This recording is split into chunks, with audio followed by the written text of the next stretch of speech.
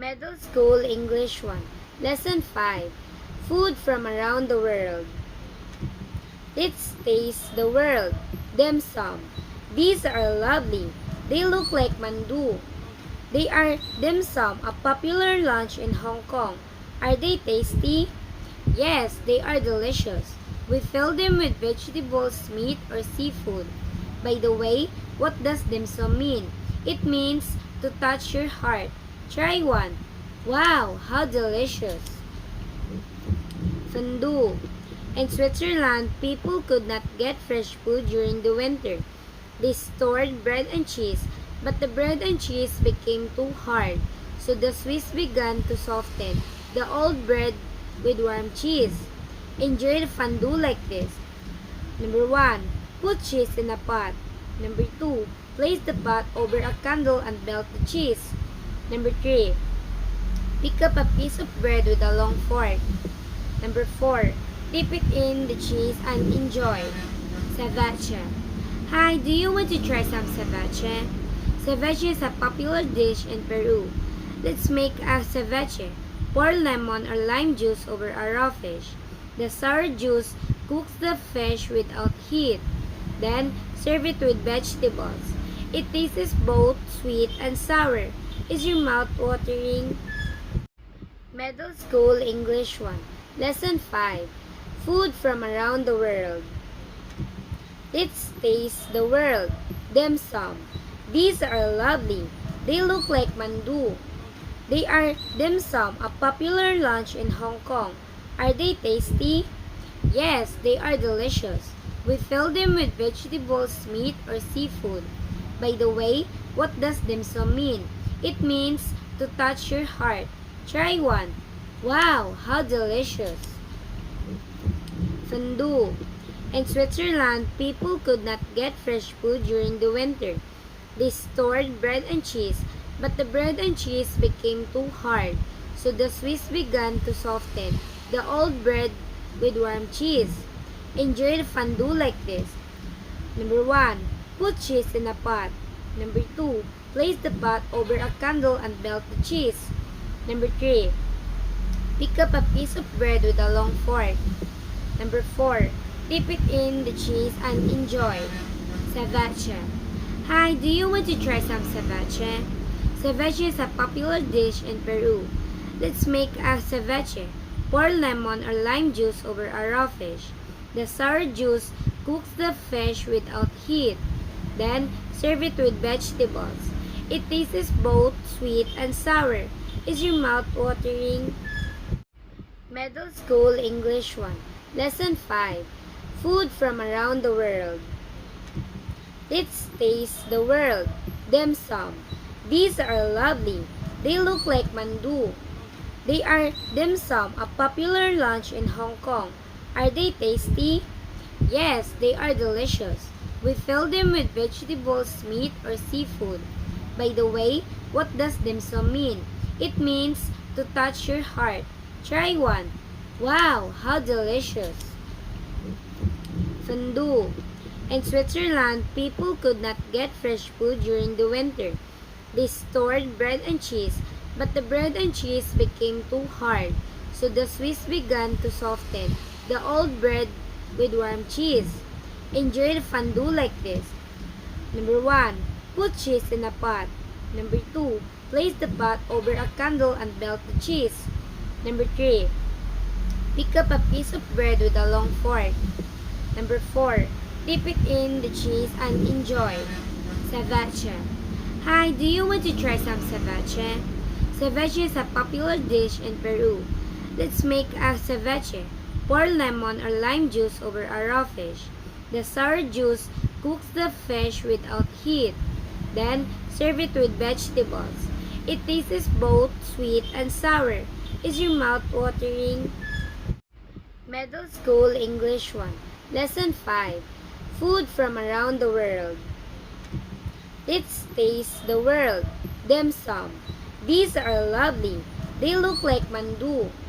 They are dim sum, a popular lunch in Hong Kong. Are they tasty? Yes, they are delicious. We fill them with vegetables, meat, or seafood. By the way, what does dim sum mean?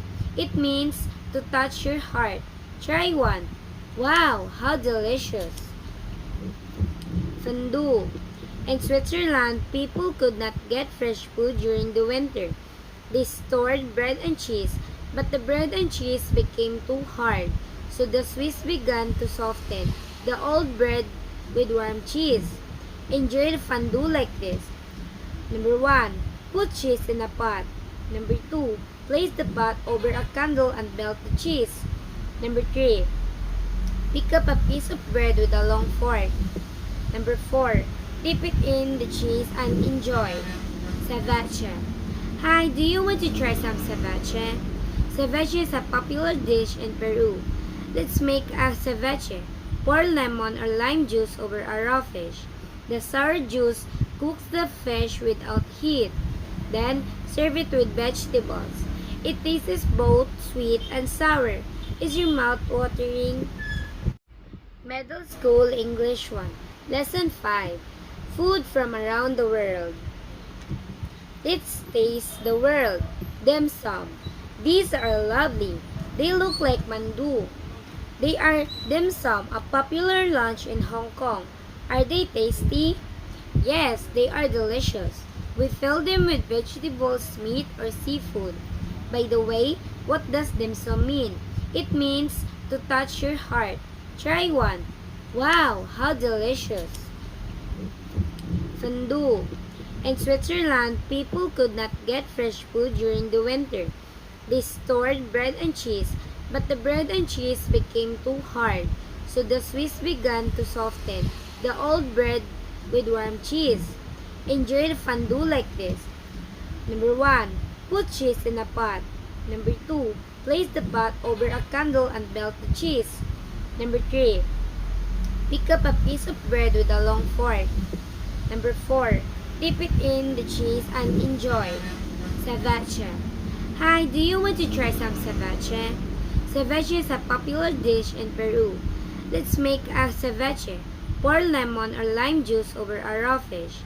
The sour juice cooks the fish without heat. Then, serve it with vegetables. It tastes both sweet and sour. Is your mouth watering? Middle School English 1. Lesson 5. Food from around the world. Let's taste the world. Dim sum. These are lovely. They look like mandu. They are dim sum, a popular lunch in Hong Kong. Are they tasty? Yes, they are delicious. We fill them with vegetables, meat, or seafood. By the way, what does dim sum mean? It means to touch your heart. Try one. Wow, how delicious!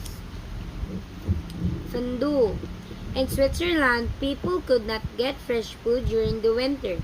They stored bread and cheese, but the bread and cheese became too hard, so the Swiss began to soften the old bread with warm cheese. Enjoy the fondue like this. Number 1. Put cheese in a pot. Number 2. Place the pot over a candle and melt the cheese. Number 3. Pick up a piece of bread with a long fork. Number 4. Dip it in the cheese and enjoy. Ceviche. Hi, do you want to try some ceviche? Ceviche is a popular dish in Peru. Let's make a ceviche. Pour lemon or lime juice over a raw fish. The sour juice cooks the fish without heat. Then, serve it with vegetables. It tastes both sweet and sour. Is your mouth watering? Middle School English 1.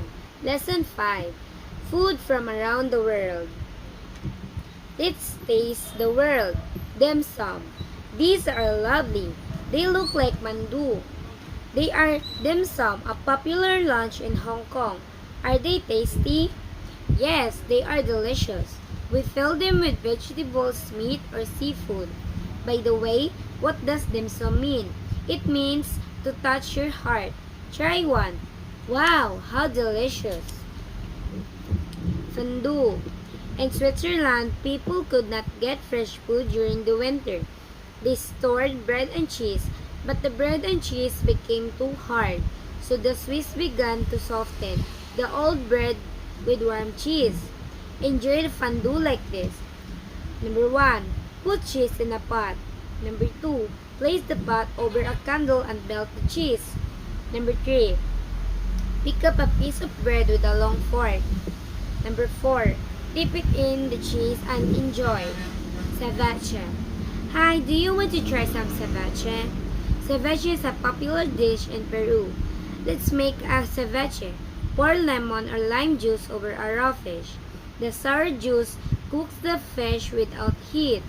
Then, serve it with vegetables.